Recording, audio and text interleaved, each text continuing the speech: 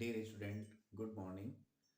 आज हम vital science का तीसरा पार्ट पढ़ेंगे, पल्स।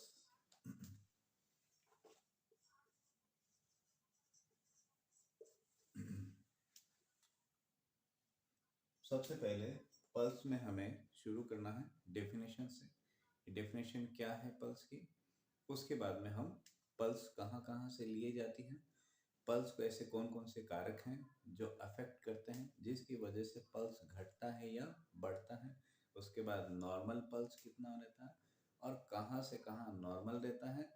कम होने की स्थिति को हम क्या कहते हैं और ज़्यादा होने की स्थिति को हम एबनॉर्मल को हम क्या कहेंगे। बात करते हैं सबसे पहले डेफिनेशन की। तो लेफ्ट वेंट्रिकल के संकुचन के दौरान ब्लड आर्टरी में से बलपूर्वक गुजरता है, जिसके कारण आर्टरी के अंदर बारी बारी से एक्सपेंशन और रिकॉइल होता है। एक्सपेंशन और रिकॉइल यानी प्रसरण और संकुचन। आर्टरी के अंदर बार बार से प्रसरण और संकुचन होता है और यही प्रोसेस जो है बार बार आर्टरी के अंदर दोहराई जाती है और इसी बार बार दोहराने की स्थिति को हम पल्स या नाड़ी स्पंदन कहते हैं। लेफ्ट वेंट्रिकल के संकुचन के दौरान ब्लड आर्टरी में से बलपूर्वक गुजरती है। इसके परिणाम स्वरूप आर्टरी में बारी बारी से एक्सपेंशन एंड रिकॉइल होता है। आर्टरी के इस बार बार एक्सपेंशन और रिकॉइल होने की प्रोसेस को हम पल्स या नाड़ी स्पंदन कहते हैं। बात करते हैं normal pulse. Normal pulse normal pulse जो होती है एग्जैक्ट अगर हम बात करते हैं तो 72 बीट पर मिनट, और अगर इसकी रेंज अगर हम पूछते हैं तो 60 से लेकर के 100 तक पल्स जो है नॉर्मल मानी जाती है।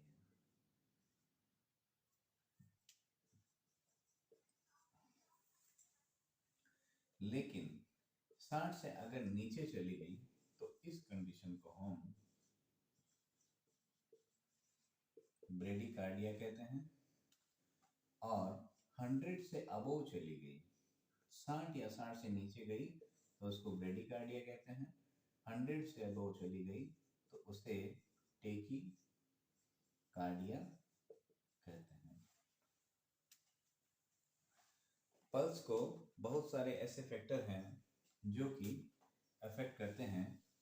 ऐसे अगर हम बात करें तो पल्स जो है 9 जगह से ली जाती है, लेकिन जनरली हम लोग 9 जगह से तो नहीं लेते हैं। जनरली हम लोग जहाँ से पल्स लेते हैं वो 3 से 4 जगह ही होती है। बात करते हैं सबसे पहले टेम्पोरल पल्स का। एक नंबर टेम्पोरल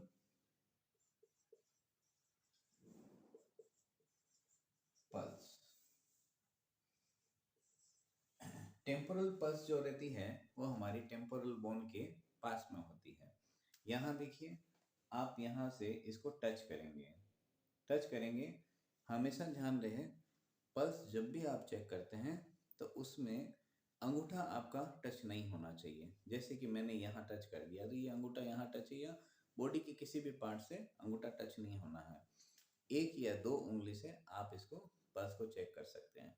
जैसे आप इस पोजीशन को देखिए, यहाँ आप अगर इसको चेक करेंगे तो आपको धीरे धीरे आप कंसंट्रेट करके इसको चेक करिए तो आपको मिल जाएगा। ये हमारी टेम्पोरल बोन है, टेम्पोरल एरिया कहते हैं इसे, और यहाँ पे टेम्पोरल आर्टरी मिलेगी जहाँ से हमें पल्स मिलेगी। ठीक है, टेम्पोरल आपको यहाँ से मिल जाएगा। बात करते हैं दूसरा carotid. Carotid pulse. Carotid pulse जो है हमको गले के यहाँ पे इस साइड में पल्स मिलेगी। आप अपना जो है इसको चेक करके देख सकते हैं। कल हम इसका प्रैक्टिकल करेंगे नेक्स्ट अपनी क्लास के अंदर, तो हम सारा पल्स आपको ले करके बताएंगे। Carotid pulse. तीसरा पल्स जो है वो है एपिकल। एपिकल पल्स यानी कार्डियक पल्स। एपिकल्स आपको सेकेंड डिप के आसपास मिलेगी, वहां पे आपको स्टेट के आधार पे सुनाई देना होगा। जब भी आप पल्स सुनेंगे तो उस समय आपको स्टेट को इस प्रकार लगा करके और आपको यहाँ पे रखना होगा। जब रखेंगे तो आपको पल्स सुनाई देगी। जनरली एपिकल पल्स जो है हम लोग पीडियाट्रिक में छोटे बच्चे जो होते हैं उनकी पल्स जांचने के लिए एपिकल पल्स का उपयोग करते हैं। और बच्चों की पल्स जब भी लेते हैं तो हमें स्टेथोस्कोप के आधार पे ही मिलती है, उसी से हमें चेक करना होता है। बात करते हैं चौथी पल्स की, ब्रेंकियल।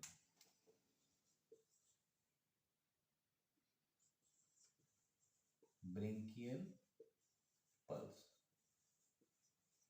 ब्रेंकियल पल्स जो है हमारी एंटीक्यूबिटल फोसा जो होती है, यानी कोहनी के अंदरूनी जो जोड़ होता है वहां पे अंदर की साइड में आपको ये पल्स मिलेगी।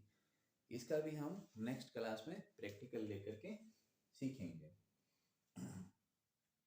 उसके बाद में नेक्स्ट पल्स होगी हमारी रेडियल पल्स। रेडियल पल्स आपका रिस्ट है, रिस्ट के इंटरनल साइड, इंटरनल और अपर साइड, ये अपर साइड हो गया, ये इंटरनल साइड हो गया। यहाँ आप फील करेंगे तो आपको रेडियल पल्स मिल जाएगी। और इस हाथ का देखेंगे तो ये मिल जाएगी। पल्स आप जब भी चेक करते हैं तो आपको ऐसे अंगूठा नीचे नहीं छूना है। इसलिए नहीं छूना है कि जब भी आप अंगूठे को छुएंगे आपके अंगूठे के अंदर भी पल्स होती है, जिससे आपका माइंड डिस्ट्रैक्ट होगा और आप सही से पल्स नहीं ले पाएंगे। पल्स जब भी लेते हैं तो आपके पास में एक डायरी होना चाहिए और एक डायलर वॉच होनी चाहिए, यानी जिस पे सेकंड का सुइया चलता रहे, वही पल्स आपके पास होनी चाहिए। 6 नंबर पल्स की अगर हम बात करें तो वो है फीमोरल पल्स।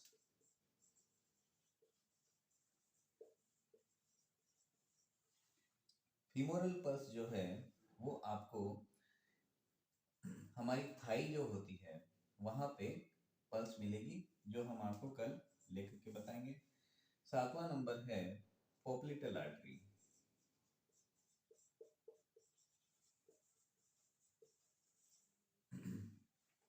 8वां पोप्लिटल आर्टरी जो है आपका नी जो होता है उसके इंटरनल साइड, बैक साइड के अंदर आपको पोप्लिटल आर्टरी के अंदर ये पल्स मिलेगी।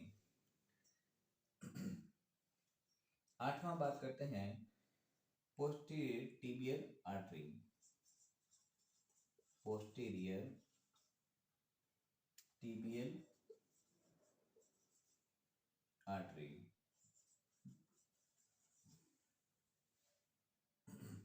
ये आपको posterior tibial artery ankle joint जो होगा वहां पे मिलेगी। 9th पल्स की लास्ट, 9th और लास्ट पल्स की बात करते हैं तो वो है डोर्सलिस पेडिस।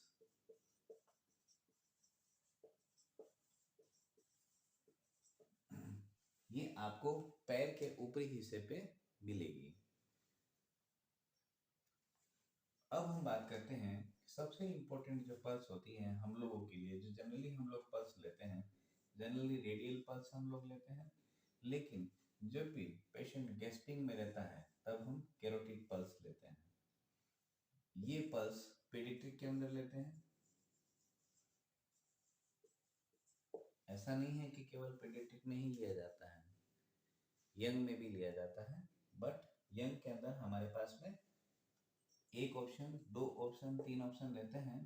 तो जनरली जो है बच्चों के अंदर ये पल्स थोड़ा मुश्किल से मिलता है, गिनने में इशू रहती है क्योंकि बच्चों की पल्स जो होती है ज़्यादा होती है, इसलिए एपिकल से हमें एग्जैक्ट पल्स लेने के चांसेस ज़्यादा रहते हैं।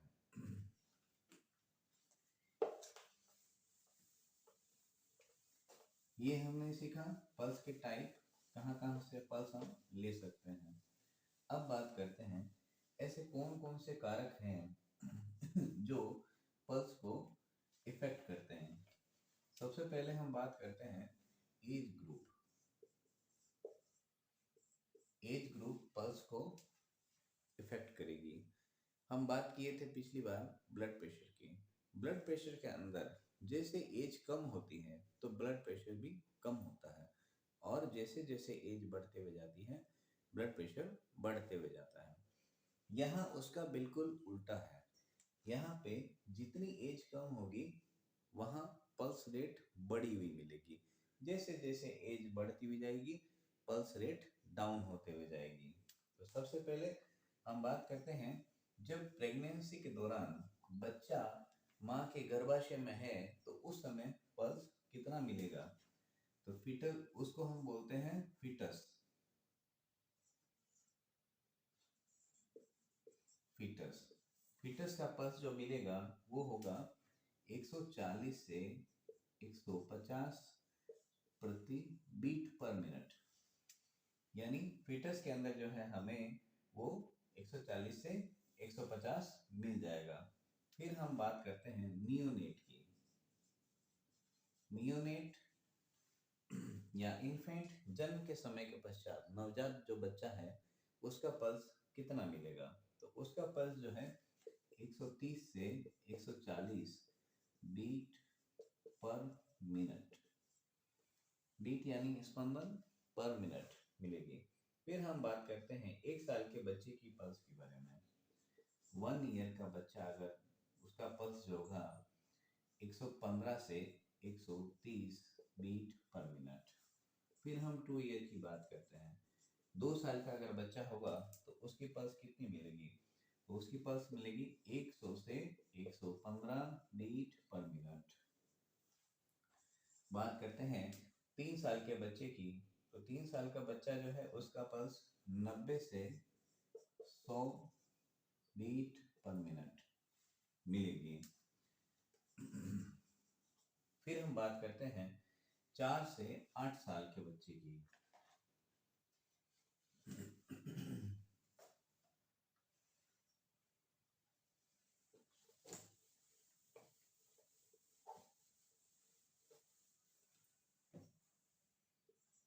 4 से 8 ईयर के बच्चे की, वहाँ पे हमें 86 to 90 beat per minute pulse मिलेगी।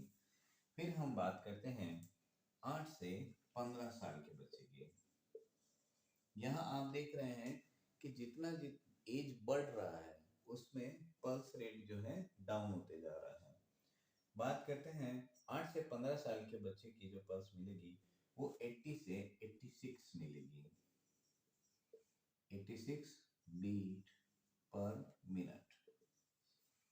फिर हम बात करते हैं 8 से 15, और अब हम बात करेंगे एडल्ट, यानी एक 18 साल के या 18 साल के ऊपर के व्यक्ति की पल्स जो है वो 70 से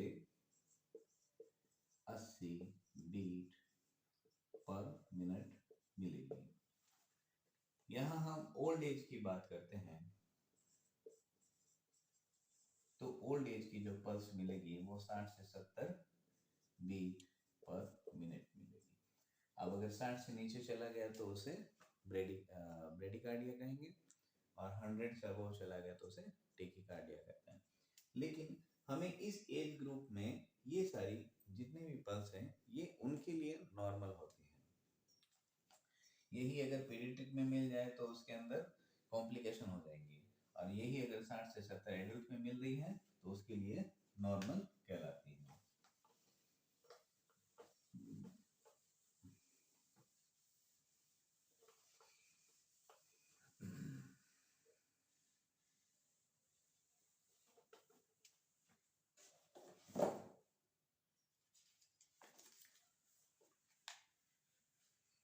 पहला हम बात किए थे एज का, यानी उम्र के अनुसार पल्स भी घटता या बढ़ता है।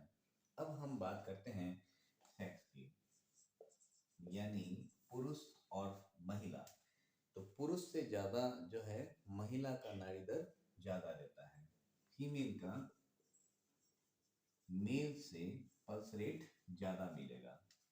बात करते हैं फिजिक की, कदकाठी,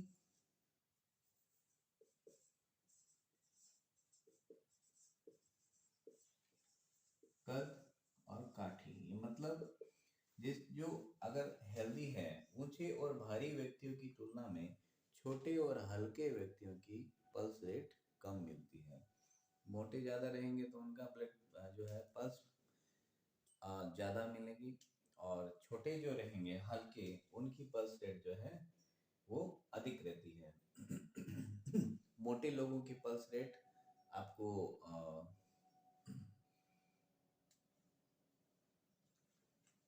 फैटी जो रहेंगे, फैटी और लंबे, लॉन्ग बॉडी वाले के, उनका पल्स रेट जो है वो कम मिलेगा, और दुबले पतले जो रहेंगे वो उनका अधिक मिलेगा, अधिक पल्स मिलेगा। नेक्स्ट हम बात करते हैं एक्सरसाइज। एक्सरसाइज के बाद पल्स रेट बढ़ता है। आप अगर रनिंग करके आते हैं या जिम जाते हैं तो आपने फील किया होगा कि आपका पल्स रेट जो है बढ़ा हुआ मिल रहा है। एक्सरसाइज, CIAC, हाँ। जिम जाने के बाद या जो लोग एक्सरसाइज करते हैं उनका पल्स रेट हमेशा बढ़ा हुआ मिलता है। बात करते हैं नेक्स्ट भोजन की। भोजन करने के बाद में भी बॉडी का पल्स रेट बढ़ता है, और अगर खाना डाइजेस्ट नहीं हुआ है, किसी को डाइजेशन की प्रॉब्लम है, तो उसका पल्स लंबे समय तक हमें बढ़ा हुआ मिल सकता है। उसके बाद में पोजीशन की बात करते हैं। पोजीशन की, अगर स्टैंडिंग पोजीशन है, खड़ा है, तो पल्स रेट उसका जो है बढ़ा हुआ मिलेगा, और वही अगर स्लीपिंग की कंडीशन है, लेटा हुआ है या स्लीपिंग का है, तो वहाँ पल्स रेट अमूमन कम मिलेगा, ज़्यादा नहीं मिलेगा। नेक्स्ट हम बात करते हैं इमोशंस की।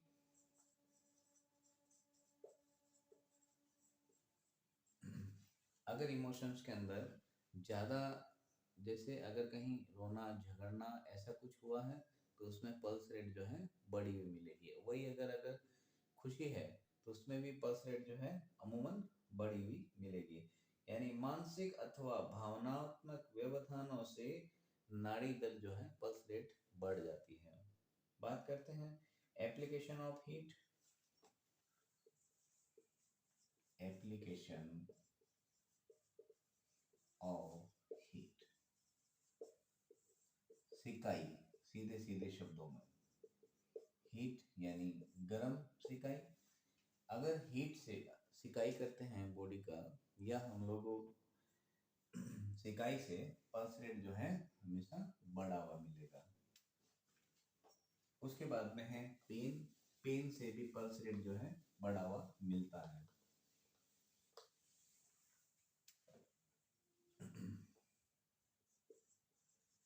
पेन यानी इसमें भी दर्द से भी पल्स रेट बढ़ा हुआ मिलेगा।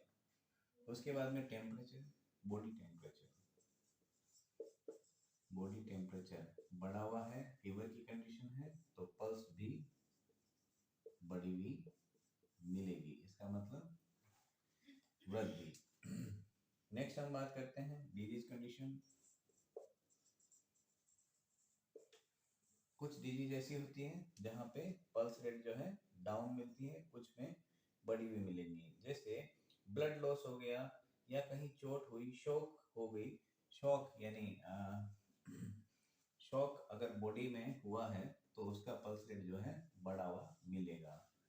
हाइपोवोलेमिक शॉक हो गया, कार्डियोजेनिक शॉक हो गया, तो उसके अंदर जो है पल्स रेट बढ़ी हुई मिलेगी। लेकिन कुछ ऐसी भी स्थिति होती है जैसे टाइफाइड हो गया, कार्डियक हो गया, या कोई इन्फेक्शन हो गया, तो वहां पे पल्स रेट जो है कम मिलती है। इसके अनुसार पल्स रेट जो है कभी घट या बढ़ सकती है, डिजीज कंडीशन के अंदर घटती है, बढ़ती है। फिर हम बात करते हैं ड्रग्स की, दवाइयों से। दवाइयों से भी पल्स रेट घटती या बढ़ती है।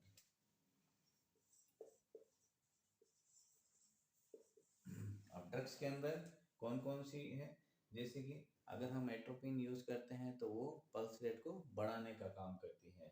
वहीं अगर हम डायजीपाम की बात करते हैं तो पल्स रेट को घटाने का काम करती है। एट्रोपिन ये पल्स रेट को बढ़ाती है और डायजीपाम ये पल्स रेट को घटाती है। इसके अलावा और भी ड्रग्स हैं, लेकिन फिलहाल हमने दो ड्रग्स का उदाहरण लिया। एट्रोपिन तो जब भी पेशेंट का पल्स रेट डाउन होता है, ब्रेडिकार्डिया होता है, तब वहाँ पे एट्रोपिन ड्रग IM, IV या ID सबक्यूटेनियस इसको लगाया जाता है। तीनों माध्यम है, जो भी लगाना चाहें। ये भी आप IV दे सकते हैं, लेकिन हमेशा एक चीज ध्यान रखिए कि डायजीपाम आप जब भी लगाएंगे इसको बिना डिसॉल्व किए, अगर डिसॉल्व करना है तो आप इसको डिस्टिल वाटर के अंदर करेंगे। डिस्टिल वाटर के अंदर डिसॉल्व करना है। अगर डिस्टिल वाटर में कर लिया तब तो आप जब भी इसको IV लगाएंगे तो थ्रोम्बोफ्लेबाइटिस नहीं होगा। इससे बचाने के लिए आप इसको डायरेक्ट IV स्लो लगा दीजिए। और हमेशा एक बात ध्यान रखिए कि जब भी आप डायजीपाम लगाते हैं उससे पहले 2 बार आप BP जांच लें, ब्लड प्रेशर जांच लें, क्योंकि इससे क्या होगा, पेशेंट गहरी निद्रा में चला जाएगा। और अगर किसी का ब्लड प्रेशर 90 या 70 सिस्टोलिक मिला है, उसमें आपने ये लगा दिया तो पेशेंट शॉक में चला जाएगा, इवन कोमा में भी जा सकता है। तो आप जब भी ड्रग यूज करते हैं, भले डॉक्टर ने लिखा है, डॉक्टर ने डायजीपाम लिख दिया, कोई बात नहीं, लेकिन आप लगाने से पहले BP का आप जरूर जांच करेंगे। बिना इसके BP जांच किए डायजीपाम कभी नहीं देना है। और भी हम जब ड्रग्स आएगी तो ड्रग्स के बारे में बात करेंगे। बात करते हैं उसके बाद में, डिजीज कंडीशन हो गया, ड्रग्स हो गया, और कोल्ड एप्लीकेशन। तो कोल्ड एप्लीकेशन से भी पल्स रेट जो है घट या बढ़ सकती है। कोल्ड एप्लीकेशन, इससे भी पल्स रेट जो है कम या ज्यादा होती है। अब हम बात करेंगे कुछ ऐसे शब्दावली है जिसके अंदर जो पल्स रेट के लिए यूज की जाती है।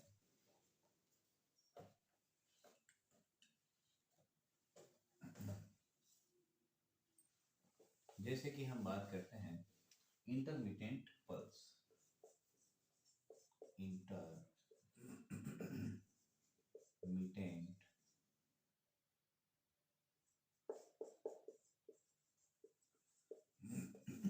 इंटरमिटेंट पल्स के अंदर इसमें जो है पल्स आपको रेगुलर नहीं मिलेगी, बीच बीच में स्पंदन उसका रुक जाएगा या आपको गायब मिलेगा।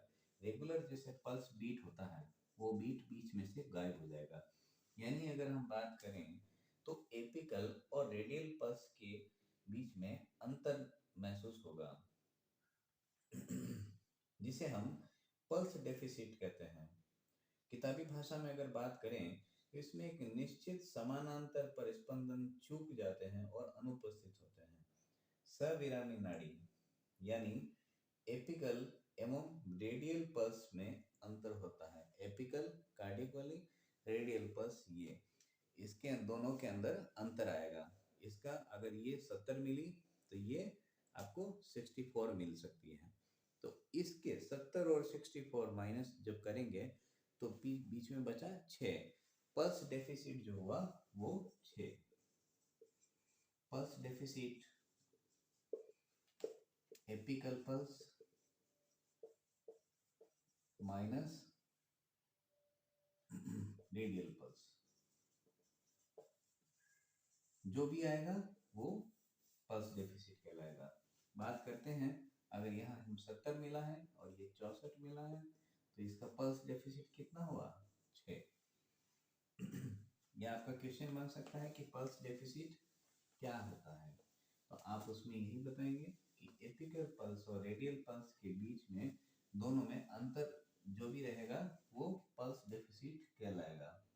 उसके बाद में हम बात करते हैं एट्रियल फिब्रिलेशन, यानी एट्रियम के तीव्र गति से होने वाले संकुचन जो वेंट्रिकल का लय एवं शक्ति दोनों ही दृष्टि से अनियमित संकुचन उत्पन्न करते हैं।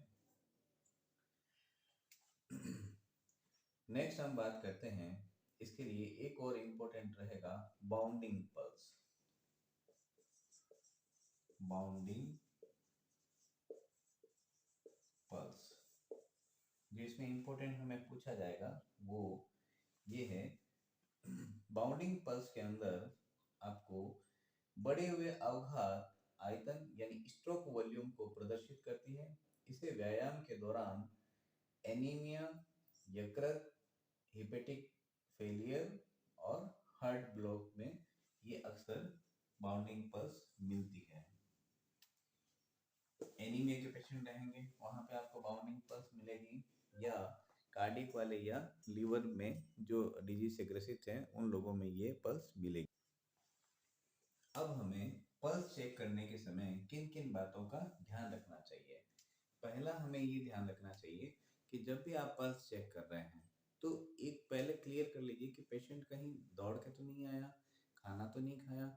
जैसे ये सारी चीज़ें, अगर कहीं खाना खाया है या दौड़ के आया है तो उससे उसका पल्स जो है डिफरेंट मिलेगा, उसका एग्जैक्ट पल्स नहीं मिलेगा। एक्सरसाइज करने के बाद में पल्स बढ़ा हुआ मिलता है।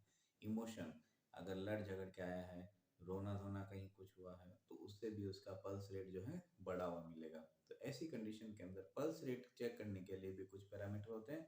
उसके अंदर आप पेशेंट से पहले बोलिए कि आप 5 या 10 मिनट बैठ जाइए। जब बॉडी रिलैक्स होगी उस समय आप पल्स को चेक कीजिए, जिससे आपको पल्स एग्जैक्ट मिलेगी। सेकंड, पल्स जांचने के लिए आपके पास में पेन, पेपर होना चाहिए, और सबसे इम्पोर्टेंट घड़ी। घड़ी जो होगी वो डायलर वॉच होनी चाहिए, जिसके अंदर आपको एग्जैक्ट 60 मिनट तक पर सेकंड से शुरू करना है, 60 सेकंड तक, सॉरी 1 मिनट पल्स आपको लेना है। 60 सेकंड या 1 मिनट आपको पूरा पल्स लेना है। जो भी पल्स आएगा वो आपका पल्स हो जाएगा, यानी 1 मिनट पूरा हमें पल्स रेट लेनी है। इसी को क्रॉस चेक करना है तो दूसरे मिनट तक कंटिन्यूस कर लीजिए। दोनों अगर सेम आए, मान लीजिए पहले में आपने 70 मिला और दूसरे मिनट में भी आपको 70 मिल रहा है, तो आपका पल्स रेट सही है। 1 मिनट हमें पल्स रेट लेना है। नेक्स्ट क्लासेस में हम इसका प्रैक्टिकल करेंगे। मेरे चैनल को सब्सक्राइब कीजिए, और हाँ, जो भी आपको अगर टॉपिक कुछ समझना है तो आप मुझे इन नंबरों पर व्हाट्सएप कर सकते हैं। बेल आइकन को आप जरूर, बेल आइकन पर जा करके क्लिक कीजिए और उसको ऑल पे क्लिक करिएगा, जिससे मेरे आने वाले वीडियो